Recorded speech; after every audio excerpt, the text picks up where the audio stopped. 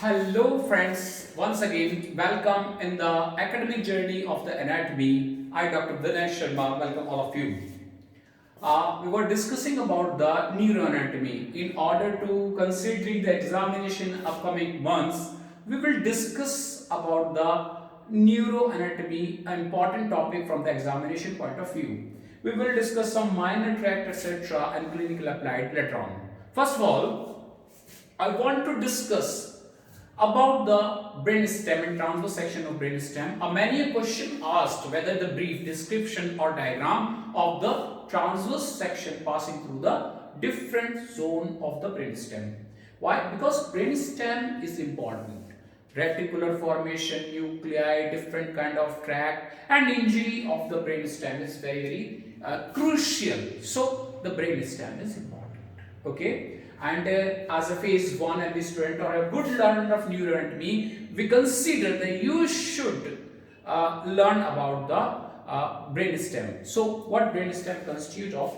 Brainstem is made up of the lowest and caudal part, medulla. Okay.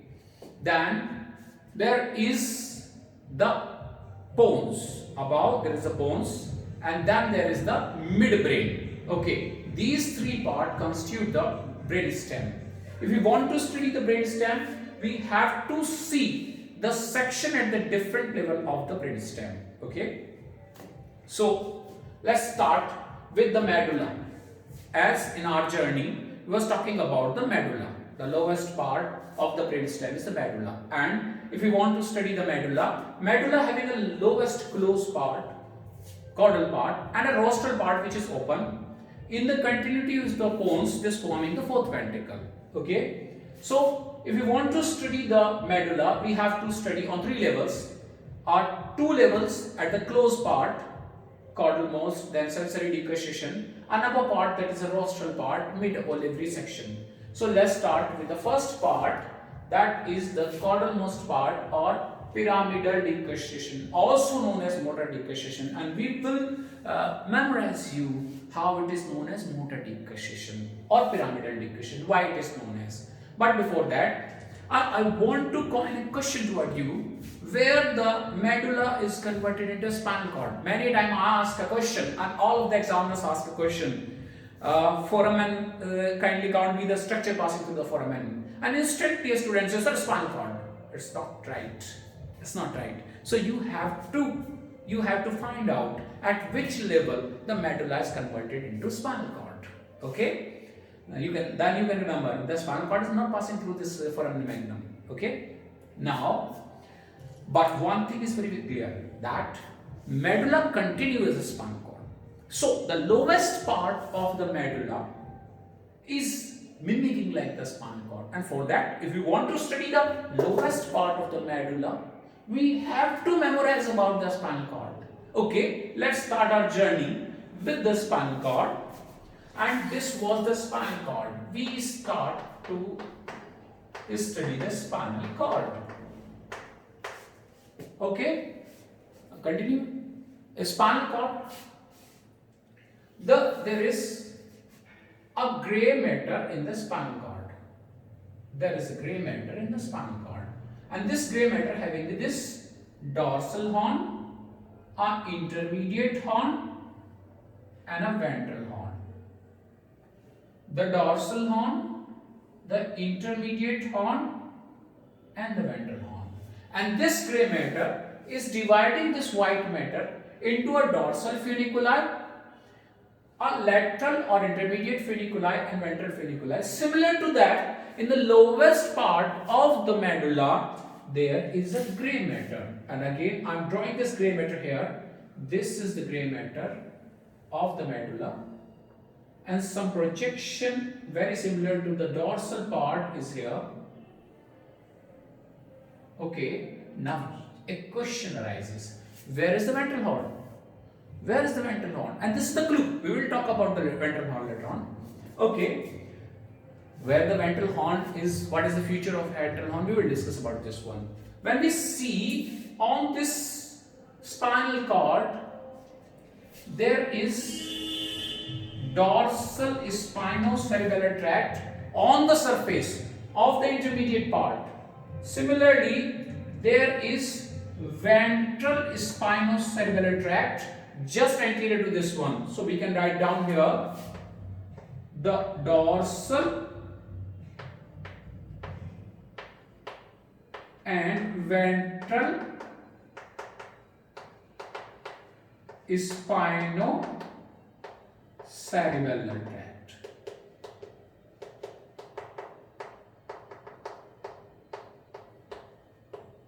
tract. Similar to this, there is dorsal spinocerebellar tract on the surface, and anterior to this there is the ventral spinocerebellar tract. Very similar to this one. Very similar to this one. Okay. But now we want to discuss a very important tract which is medial to this, which is deeper to dorsal spinocerebellar tract, and that is the lateral corticospinal tract. Lateral corticospinal tract. Okay, the lateral corticospinal tract, how it is coming there? Corticospinal tract. Okay, lateral corticospinal tract, how it's coming in the spinal cord. Okay, the motor tract, which was started in the previous session, we discussed about the corticospinal tract. This corticospinal tract, which was arising from the motor area number 4 and 6 and descending downward, passing through the internal capsule and different areas of the midbrain, it descending through the brainstem and appearing on the ventral aspect. Now it's coming on the ventral aspect in form of the pyramids. In form of the pyramid. This is projecting as in form of the pyramid. This is the tract which is coming from the upper part, cerebral cortex 4 and 6, passing through the internal capsule, etc. from the different aspect of the brainstem appearing in the lowest part like this. Then this decussating, the 70 to 90% fibers are decussating on another half to descend downward and generating a tract which is descending downward like this. This is generating a tract, and this tract is known as lateral corticospinal tract. This is the lateral corticospinal tract.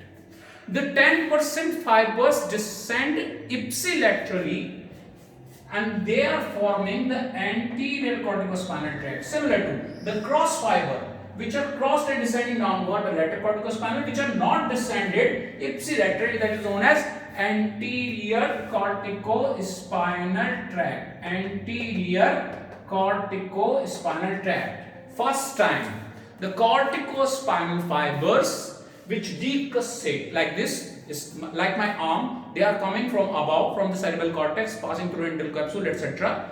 Then decussating and appearing laterally, and appearing as lateral corticospinal cord, and these are also known as upper motor neuron. This is the clue of this level. This decussation is known as pyramidal decussation or the motor decussation of the medullary level. This is the medullary level. Why this medullary level is known as pyramidal decussation level of the medulla or motor decussation level of the medulla. 75 to 90% fibers are decussating at this level. Not only that, this is also giving a hint that where is the ventral horn of the gray matter. These detach the ventral horn of the gray matter. Now we know the gray matter having nuclei for the motor functions. They generate one of the nuclei on the lateral side, and that's for the nuclei for rootlets of 11th nerve or spinal accessory, spinal part of accessory nerve. And more medially, this is generating the first cervical nerve. Okay, this grey horn which was detached, which was mostly concerned with the origin of the motor nuclei, and so this is generating nuclei for rootlet of spinal part of accessory nerve, and this is also generating more medially first cervical nerve rootlets. Okay, this decussation create the lateral corticospinal tract. This decussation ipsilateral remaining fiber generating the anterior corticospinal tract, and this is also detaching the grey matter, ventral horn of the grey matter, which is creating nucleus for rootlet of spinal accessory nerve and first cervical nerve. Okay, this single decussation at this part. So by this decussation we can memorize that if any type of insult of the nervous system is occurring on the upper part, that is cerebrum, internal capsule, etc., there will be damage to the opposite half of the body, hemiplegia of opposite half of the body. That means if the insult on the right side, the hemiplegia will be on the left side, and that will be spastic type or promoter neuron type. Suppose there is injury to the left side, the presentation will be the right hemiplegia. Okay, this many thing concerned with the decussation. So this level of the medulla is known as pyramidal decussation or the motor decussation. Okay, now we discuss about the ventral aspect and the motor aspect of this medullary level. One more, when we come into this projection here, the spinal, lateral spinothalamic tract, which was originating here, coming here, and this is generating lateral spinothalamic tract. Here is lateral spinothalamic tract. In the alignment of the lateral spinothalamic tract, a cap tip of this dorsal horn having the spinal nucleus of trigeminal nerve. Here is the spinal nucleus of trigeminal nerve. Spinal nucleus of trigeminal nerve. Now, what the lateral spinothalamic tract is doing? What the lateral spinothalamic tract is doing? It perceiving the pain and temperature from the lower half of the body.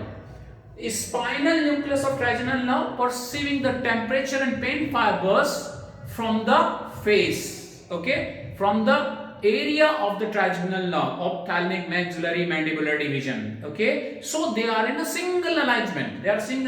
Okay, pain and temperature receiving pathway in a single alignment.